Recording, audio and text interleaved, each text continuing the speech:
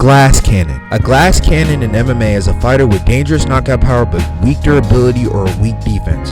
Very dangerous but very easy to hurt.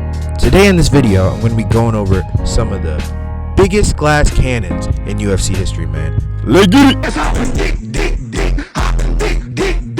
Cody Garbrandt came into MMA as one of the most hyped prospects coming out of Team Alpha Male. Before reaching the UFC, he built a strong regional record and was known for his amateur boxing background, hand speed, and knockout power. Cody had that type of athleticism that instantly stood out. He was fast, explosive, and had real confidence in his striking. Many people believed he had championship potential way before he even got signed to the UFC. Cody Garbrandt entered the UFC in 2015. He wasted no time making some noise though. He debuted with a win over Marcus Brimage. Brimage is out on his feet, Mike. Oh, that's it. Punch landed. Dean's gonna stop it. Cody Garbrandt! Then followed it up with victories over Henry Briones and Augusto Mendez. Then it came to the fight everyone paid attention to. Cody Garbrandt versus Thomas Almeida. Almeida was unbeaten at this time and considered as a future star and considered as a very exciting prospect in the division at the time. But Cody knocked him out in the first round in brutal fashion, man. I ain't gonna lie, bro. It was so crazy that nigga John Anik was losing this shit. Man, Almeida's getting diced up right now. He's hurt. Huge right hand! Almeida's out! But that was the moment that many fans realized that Cody Garbrandt was for real. He wasn't no bitch ass nigga. And at the time, bro, he looked like one of the most promising prospects coming out of Team Alpha Male. After that, Cody beat Teke Mizugaki and earned a title shot against Dominic Cruz at UFC 207. That's why you don't want these hands, Bisping. Cruz was considered as one of the most smartest and hardest fighters to hit in the bantamweight division at the time. But Cody delivered the performance of his life. He dropped Cruz multiple times, outstruck him, and taunted him multiple times in the fight. It was low-key bad, bro. That boy Cody was doing that nigga bad, I ain't gonna lie. Cody won the UFC bantamweight title and looked like the next star in the bantamweight division, bro. But after reaching the top, the downfall begun. Cody entered a rivalry with TJ Dillashaw in their first fight at UFC 217. But in the first fight, Cody hurt TJ badly in the first round, I'm not gonna lie. But eventually, Cody got reckless chasing the finish, and in the second round, he got knocked out. Oh! He's there! Garbrandt's down! Dillashaw trying to finish this fight! Cody! Whoa! TJ Dillashaw! They had a rematch a couple months later, but he was stopped again in the same fashion, in the same Cody Garbrandt fucking dumbass fashion. His own camp in California. Little slip there, Garbrandt trying to take advantage. Counter right from Dillashaw. Then he lost to Pedro Munoz by knockout after another wild exchange. Gonna get tired first. Oh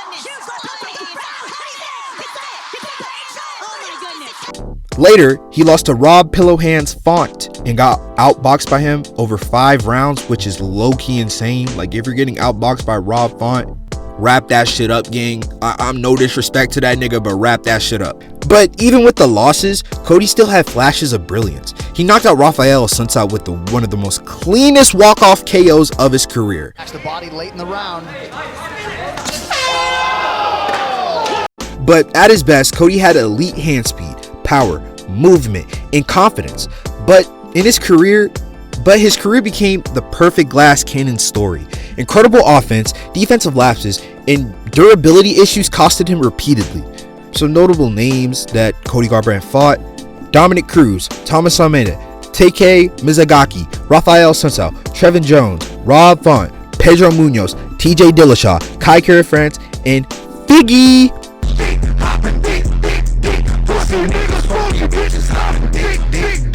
Todd Duffee was one of the most physically impressive heavyweights the UFC had seen in years, standing tall with serious athleticism and knockout power. Duffee built hype quickly before joining the UFC.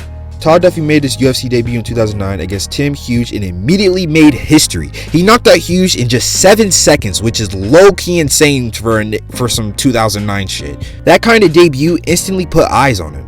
Fans believed that the UFC had found a future heavyweight contender in the heavyweight division, nigga. But in the second fight, reality hit this nigga hard, I'm not gonna lie. Duffee faced a nigga named Mike Russoy. I'm sorry if I butchered the name.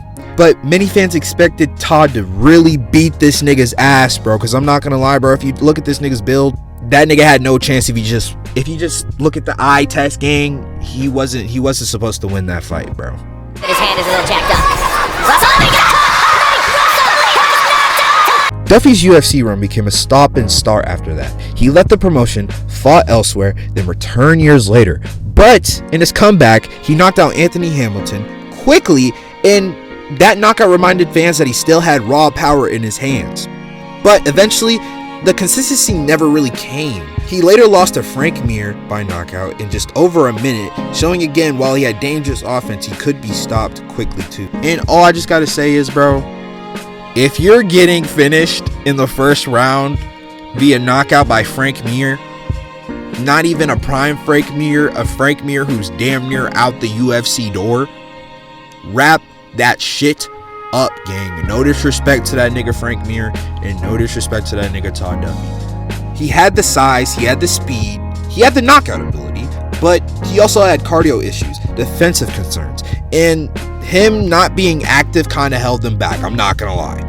Some notable names that Todd Duffee fought in the UFC: Phil DeFries, Jeff Hughes, Frank Mir, Anthony Hamilton, and Tim Hughes.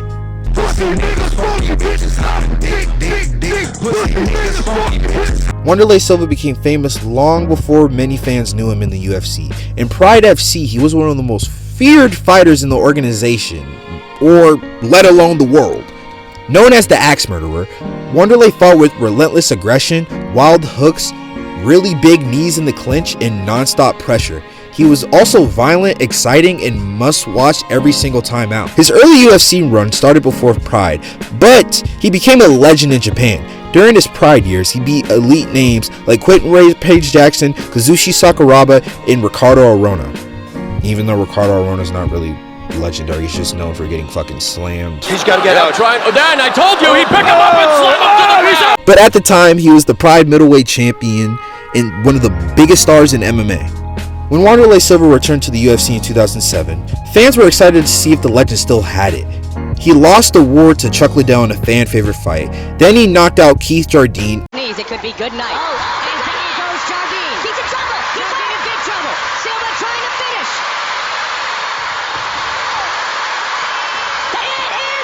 It is Then beat Michael Bisping at UFC 110. He also had an iconic knockout over Kung Lee. And I'm going to be honest, if you're Joe Rogan, you would say that that's a premature stoppage, because I'm assuming that nigga had a problem with that. big right hand by Wanderlei Silva. Wanderlei's got a guillotine here. There's a knee. There's another one. These are powerful knees. Oh, ferocious finisher right here. Wanderlei Silva looking to finish this fight. Big trouble, Mike. Big trouble. Big deep breath. Again. No, it is all over. That's a bad stop. He also had an iconic knockout over Kung Lee. And I'm going to be honest, if you're Joe Rogan, you would say that that's a premature stoppage, because I'm assuming that nigga had a problem with that. But Wanderlei's aggression style had a cost. Years of war seemed to catch up with him. He suffered losses against Chris Lieben, Rich Franklin, twice, and Mark Hunt. Even in defeat, Wanderlei remained exciting because he never changed his style. He always came forward looking to trade with guys. Some notable names that he fought: Michael Bisping, Keith Jardine, Rich Franklin, Chuck Liddell, Chris Lieben, Mark Hunt, Brian Stan, and Chung Lee. Some notable Pride guys like Mirko Cro Cop and Ricardo Arona and Rampage Jackson.